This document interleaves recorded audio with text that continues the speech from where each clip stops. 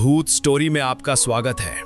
2001 Gujarat earthquake के बाद भुज में एक ऐसी जगह बनी जहां लोग मरते नहीं, फंस जाते हैं और मरने के बाद भी उन्हें भूख लगती है। कहते हैं कच्छ के कुछ इलाकों में रात के 11:17 पर आज भी जमीन हल्की हल्की कांपती है। लेकिन ये कोई भूकंप नहीं होता, ये होते हैं उन लोगों के आखिरी पल जो 2001 में मलबे के नीचे जिंदा दफन हो गए थे। मेरा नाम अमन है। मैं और मेरे 3 दोस्त एडवेंचर के लिए भुज के पुराने खंडरों में गए थे। लोगों ने मना किया था, वो जगह शापित है, लेकिन हम हंस पड़े। रात के 11:17 पर अचानक घड़ी अपने आप रुक गई, हवा बिल्कुल बंद हो गई और जमीन ने हल्का सा झटका लिया। भूख लगी है। हमने सोचा कोई मजाक कर रहा है, लेकिन तभी हमारे सामने की जमीन धीरे धीरे फटने लगी और मलबे के नीचे से हाथ निकलने लगे, सड़े हुए, खून से लथपथ। हम 3 दिन तक जिंदा थे। पानी नहीं मिला, कोई नहीं आया। उनकी मौत एक बार में नहीं हुई थी, वो धीरे धीरे भूख, प्यास और दर्द से मरे थे। और अब वो सिर्फ आत्माएं नहीं थे, अब हमें भूख लगती है। अचानक मेरे दोस्त रोहित को किसी ने पकड़ लिया। उसका शरीर धीरे धीरे जमीन में घसीटा जाने लगा। वो चिल्ला रहा था, मुझे बचाओ, लेकिन हम कुछ नहीं कर पाए। कुछ ही सेकंड में वो मलबे के अंदर गायब हो गया।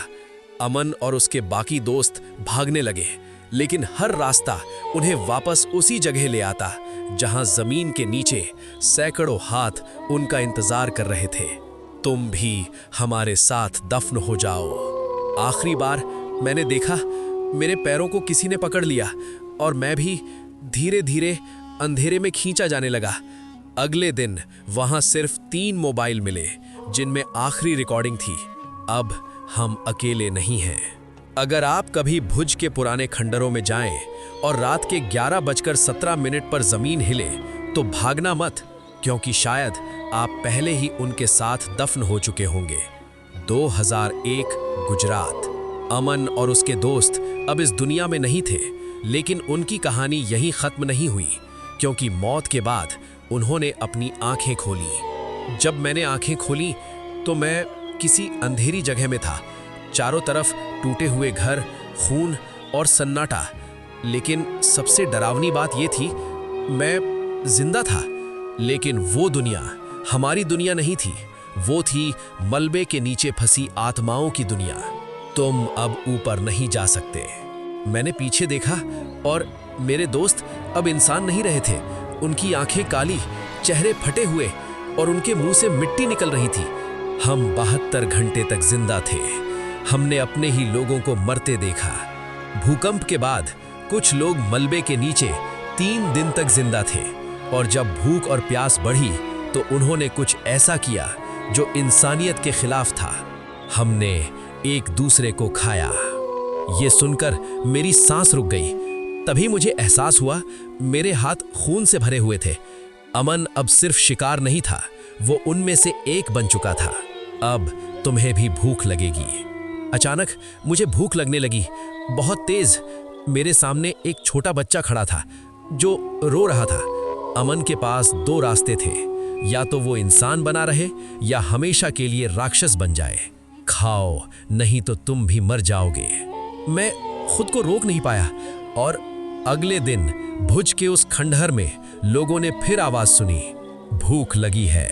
अब वो सिर्फ आत्माएं नहीं हैं, वो शिकार ढूंढते हैं। भुज कच्छ का वो इलाका जहां लोग अब भी रात के 11:17 पर जाने से डरते हैं, क्योंकि वहां सिर्फ आत्माएं नहीं हैं, वहां एक दरवाजा है 2 दुनियाओं के बीच। मेरा नाम राज है, मैं पुलिस में हूं।